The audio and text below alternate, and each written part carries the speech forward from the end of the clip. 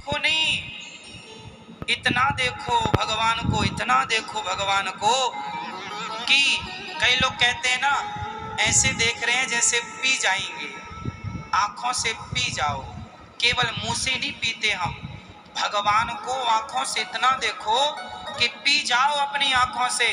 और भगवान को देखते देखते इतना देखो कि भगवान मंदिर से निकलकर आपके मन मंदिर में आकर बैठ जाए। फिर तो आप गाड़ी में जा रहे हैं तो भी आपको बिहारी जी का स्मरण, नाम लेती आपके हृदय में बिहारी जी प्रकट हो जाएंगे। दर्शन किया आपने तो आपके हृदय में बिहारी जी प्रकट हो जाएंगे।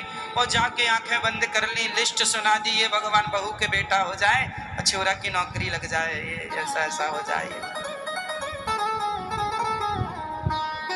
ये सब मांगने की जरूरत नहीं है।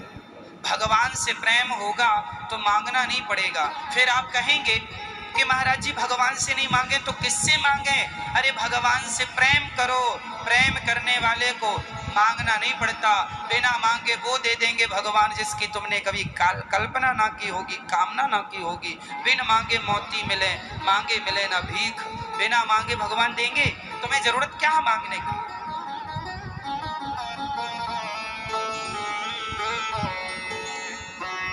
बस भगवान के आश्रित होना सीखो। भगवान के क्या सीखो मेरी माँ? हम किसके आश्रित हैं? आप लोग किसकी रोटियां खाते हैं? अपनी कमाई की, अपने पति की, या फिर और किसी की? आप किसकी रोटियां खाते हैं?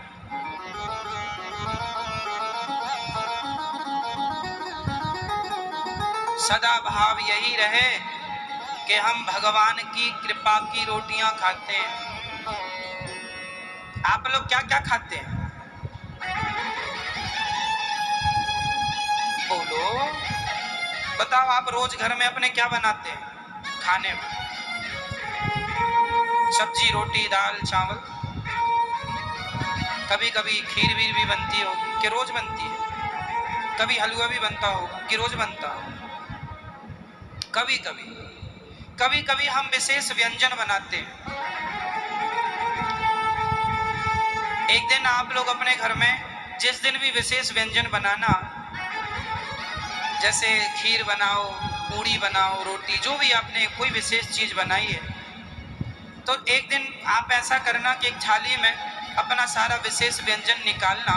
खीर, रोटी, दाल, चावल, सब्जी, जो भी है, घी है, शहद है, जो भी है, सब निकालना और भोग लगाने जाना ठाकुर जी को। और भगवान से एक बात कहना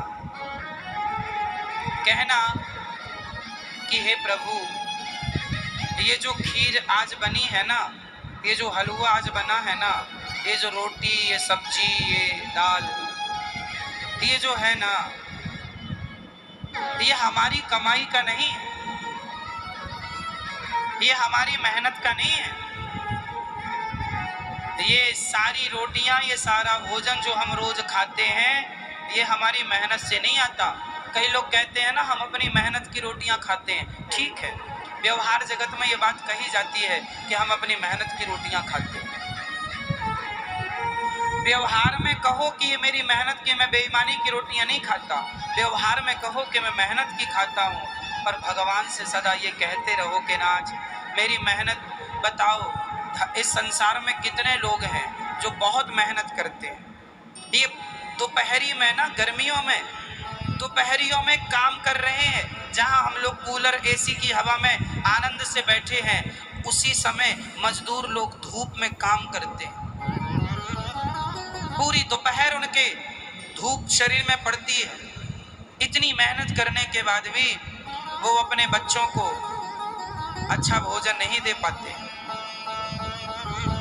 तो आप ये ना सोचें कि मेरी मेहनत की रोटियां मैं खा रहा हूं। ना प्रभु, मेहनत तो बहुत लोग कर रहे हैं, पर कुछ लोगों का तो पेट भी नहीं भर रहा है।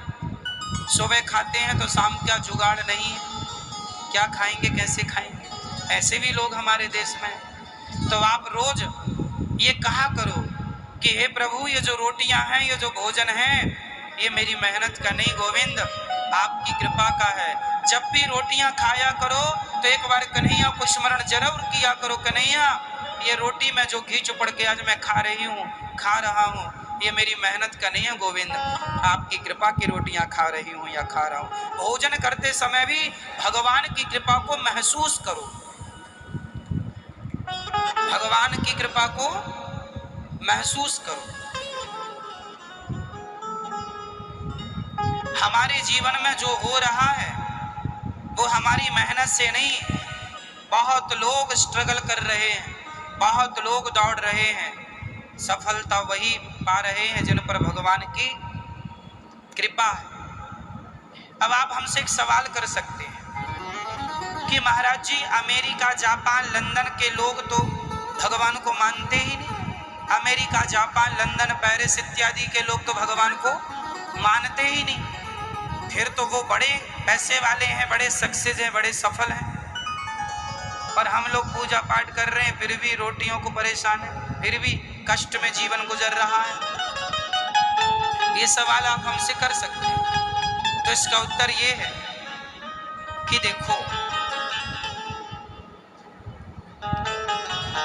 कई बार ऐसा होता है, कई बार लोग कहते हैं ना मैं भगवान को नहीं मानता। सुनना, इस प्रश्न का जो उत्तर है वो दे रहा हूं। कई बार कुछ लोग कहते हैं मैं भगवान को नहीं मानता, लेकिन मैं अच्छा काम करता हूं।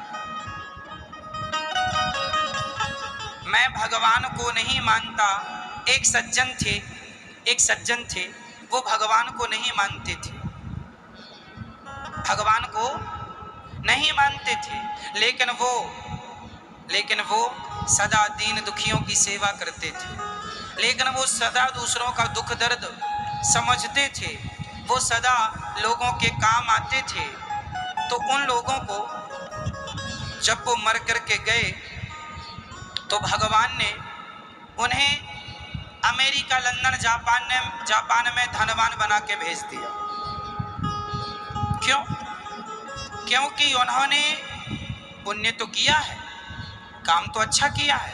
उस अच्छे काम के बल पे उन्हें भगवान ने धनवान बनाया है। लेकिन वो भगवान को नहीं मानते थे, इसलिए भगवान ने भारत भूमि से दूर भेज दिया है कि तुम तो मानते नहीं थे, इसलिए जाओ वहां। भारत भूमि में आपका जन्म हुआ है। इस भूमि में जन्म लेने का अर्थ ही भगवान को पाना है। लेकिन आज लोगों का उद्देश्य क्या है? महाराज जी पैसा नहीं है, पैसा नहीं है। अरे पैसा अमेरिका, जापान, लंदन, विदेशों में बहुत पैसा। उन लोगों के तो टॉयलेट भी सोने के हैं। मैंने सुना दुबई में कुछ लोगों के घर सोने के, कारें सोने की, गाड़ियां सोने की। सोना बहुत, खूब ऐशो आराम की जिंदगी जी रहे हैं। तो क्या ये बांध कर ले जाएंगे सोना? इस धरती में आने का उद्देश्य मेरी माँ सोना, चांदी, पैसा। हाँ, पैसे की जरूरत है, हमारी जरूरतें पैसों से पूरी होती है। उतना पैसा हो जितनी जरूरतें पूरी हो जाएं, है ना? जरूरतें पूरी कर लो, हो गया। रोटी, कपड़ा, मकान, शिक्षा, ये सब की जरूरतें हैं, ये सब पूरी कर लो। इच्छाएं तो बड़े बड़े लोगों की पूरी ना हुई, इसलिए जरूरतें पूरी कर लो। और भारत भूमि में जन्म लेने का अर्थ है कि भारत भूमि में जन्म लेकर भगवान को ना पाया तो फिर भारत भूमि में जन्म लेना व्यर्थ चला। ये कई जन्म के पुण्य के बाद मनुष्य का शरीर तो मिल जाए, पर वो भी मनुष्य का शरीर भारत में मिल जाए बड़ा कठिन है। पैसों से, धन से भक्ति की तुलना नहीं करना चाहिए। अब आप कहते हैं महाराज जी ये भक्ति करने से क्या होता है, वो तो बहुत पैसा कमा रहे हैं। आपको पता ही नहीं है कि भक्ति का आनंद कितना है। आपने सोचा, सुना, स्वामी विवेकानंद जी विदेश गए। उन्हें बहुत सारा लोभ दिया गया था कि आप पैसे लो और यहीं अपना ज्ञान दो और यहीं रहो, खूब गाड़ी घोड़ा, खूब हम आपको शादी विवाह भी यहीं कर लो। स्वामी जी ने कहा नहीं, हम भारत के लोग हैं, हम पैसों के लिए अपना धर्म नहीं बिगाड़ते, हमारे यहाँ पैसों की कोई वैल्यू नहीं है। ये याद रखो मेरी माँ, ये दुनिया वालों के पास तो आज पैसा हो गया, नहीं इस धरती में सबसे ज्यादा पैसा केवल भारत में था, इसलिए सोने की चिड़िया कही जाती थी। सारी दुनिया से ज्यादा वो तो अंग्रेजों ने, मुगलों ने लूट लिया हमारे देश को, वरना दुनिया में कहीं पैसा जितना हमारे देश में था, जितना आर्थिक मजबूती हमारी थी, किसी की नहीं थी। हमारे देश में गरीबी का कोई नामो निशान नहीं था, कोई गरीबी नहीं थी, सोने की चिड़िया हुआ करती थी। हर आदमी के पास 100-100 नग गाय हुआ करती थी, लोगों के पास 25-50, 100-100 एकड़ जमीन जायदाद हुआ करती थी। हमारे देश में सोने के सिक्के चलते थे, हाँ या ना? बाद में चांदी के सिक्के चले, अब ये लोहा चल रहा। हमारे भारत में पहले सोने के सिक्के चलते थे मेरी माँ। हमारे देश को सोने की चिड़िया कहा जाता है। हमारे देश में बहुत पैसा था, लेकिन पैसा होने पर भी हमारे देश में लोगों ने कभी धन में मन नहीं लगाया।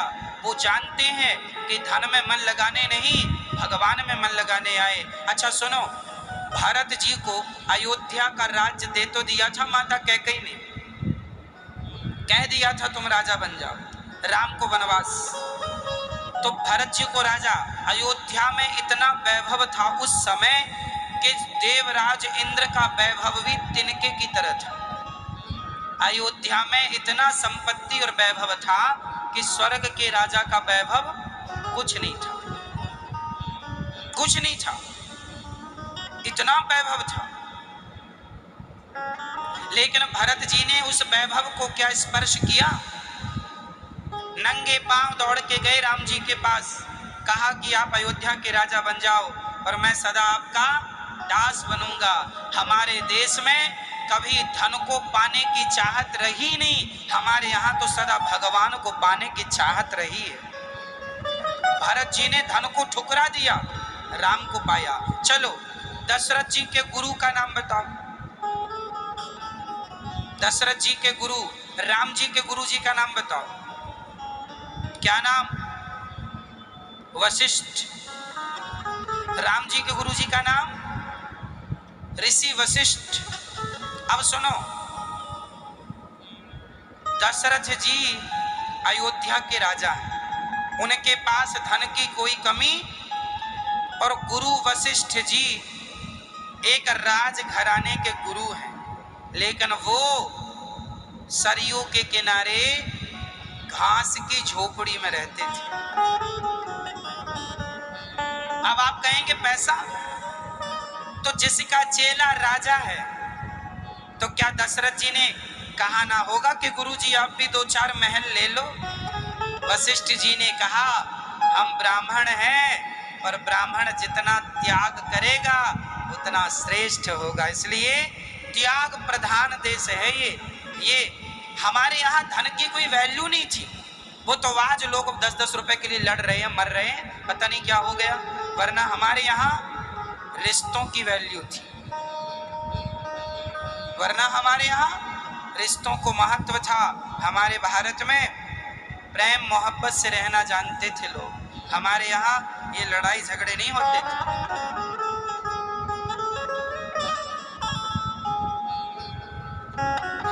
अयोध्या, अयोध्या का अर्थ ही है जहां युद्ध ना हुआ वो अयोध्या, जहां पर कभी कभी किसी का किसी से युद्ध ना हुआ, ना योद्धा ना युद्ध, जरूरत ही नहीं है युद्ध की, वो अयोध्या जहां सब प्रेम से रहते हैं, जहां एक दूसरे से प्रेम है, वो अयोध्या है। इसलिए अयोध्या वृंदावन ये भूमि भगवान की है। यहाँ मैंने आपको कई बार सिखाया, बताया, हरिदास जी महाराज निधि वन में भगवान का भजन करते थे। एक दिन दिल्ली का राजा आया, बोला आप कुछ मांग लो। उन्होंने कहा जाओ यमुना जी का घाट टूट गया है, सीढ़ियाँ जरा सुधरवा दो। राजा ने कहा कुछ और मांगो। तब उन्होंने यमुना जी के घाट को जब हरिदास जी ने दर्शन कराया तो राजा चरणों में गिर पड़ा, मैं पूरी संपत्ति लगा दूंगा तो यमुना के किनारे का ये घाट मैं नहीं सुधरवा सकता, क्योंकि ये वृंदावन इन चर्म चक्षुओं से देखोगे तो ये मिट्टी धूल भरी है, परंतु दिव्य नजरों से यदि वृंदावन को देखा तो यहाँ कण कण में मेरे श्री कृष्ण विराजे हैं। केवल श्री कृष्ण का दर्शन होगा, राधा रानी का। इसलिए विदेशों से भारत की तुलना ना किया करो। ये दुनिया के पास तो आज पैसा हो गया तो उड़ रहे हैं, हमारे पास तो सदा से रहा है। क्यों नहीं रहा? यदि नहीं रहा तो फिर अंग्रेज और मुगल भारत को लूटने क्यों आए? लूटने इसलिए तो आए क्योंकि इसके पास धन था। आदमी उसी को लूटता है जो धन ना सेठ होगा, तो धनवान थे